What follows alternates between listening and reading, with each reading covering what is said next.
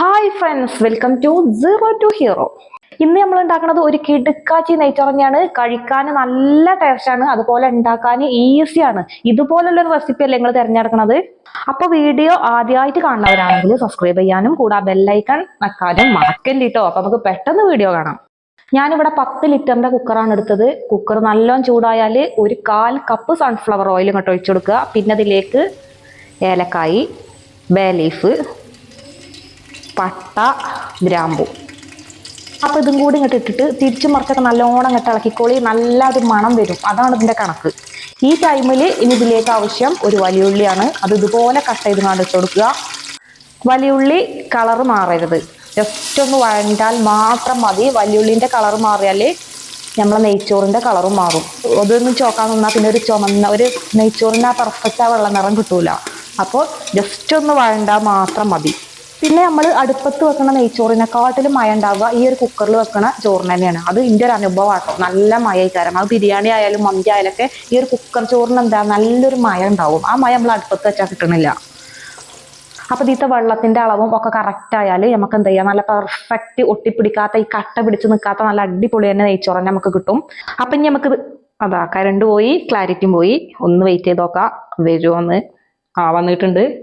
അപ്പം ഇനി നമുക്ക് ഇതിലേക്ക് ആവശ്യമായ വെള്ളം ഒഴിക്കാം. ഞാനിവിടെ 4 കപ്പ് 4 നാഴി അരിയാണ് എടുത്തിട്ടുള്ളത്. അതിൻ്റെ ഇരട്ടി വെള്ളമാണ് ഒഴിക്കേണ്ടത്. അപ്പം 8 കപ്പ് വെള്ളം ഞാനിവിടെ ഇതിലേക്ക് ഒഴിച്ചു കൊടുക്കുന്നുണ്ട്. പിന്നെ ഇതിലേക്ക് ഒരു ചെറിയ ക്യാരറ്റ്, കൂടെ ഈ ഒരു ഇല, ഇതിവിടെ നെയ്ച്ചോറ്റില എന്നാണ് ഇവിടെ പറയണം കേട്ടോ. ഇത് ബിരിയാണിക്കും നെയ്ച്ചോറ്റിക്കും ഞാൻ ഇട്ട് കൊടുക്കും. ഇത് ഇടാതെ വെച്ചാൽ എനിക്കൊരു സമാധാനം ഉണ്ടാവില്ല, നല്ല ടേസ്റ്റുമാണ്. പിന്നെ ആവശ്യത്തിന് ഉപ്പും ഇട്ടിട്ട് വെള്ളം ഇങ്ങോട്ട് തിളച്ച് വരണേ. തിളച്ച് വന്നാൽ നമുക്ക് പിന്നെ അരി ഇടാം. ബിരിയാണിക്കും നെയ്ച്ചോറിനും ഒക്കെ ഒരേ അരി തന്നെയാണ് ഞാൻ ഉപയോഗിക്കുന്നത് എന്നല്ല, ഉപയോഗിക്കാറ്.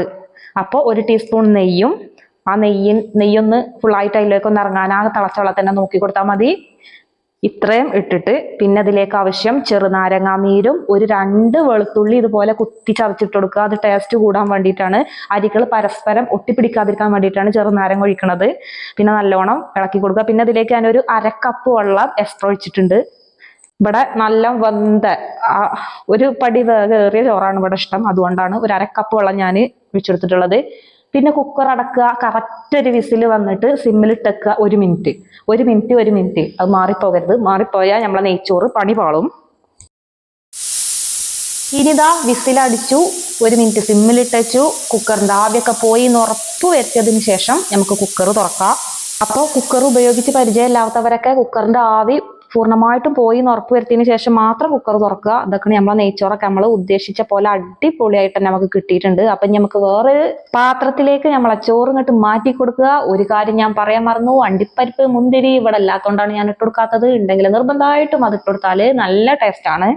അപ്പൊ നമുക്ക് കിടുക്കാച്ചി നെയ്ച്ചോറ് നമുക്ക് ഇവിടെ കിട്ടിയിട്ടുണ്ട്. ഉണ്ടാക്കാൻ ഈസിയാണ്, പരസ്പരം ഒട്ടിപ്പിടിക്കാത്ത നല്ല ടേസ്റ്റുള്ള അടിപൊളി ചോറിന് നമുക്ക് കിട്ടിയിട്ടുണ്ട്. ഇനി ഒരു നെയ്ച്ചോറിന്റെ കൂടെ ചിക്കൻ പൊരി അല്ലെങ്കിൽ ചിക്കൻ കറി അല്ലെങ്കിൽ ചെമ്മീൻ വരട്ട്, അങ്ങനെ ഏതിന്റെ കൂടി നല്ല അടിപൊളിയായിട്ട് നല്ല സൂപ്പറായിട്ട് കഴിക്കാൻ പറ്റിയ ഒരു ഐറ്റം തന്നെയാണ് നമ്മളെ നെയ്ച്ചോറ് എന്ന് പറയുന്നത്.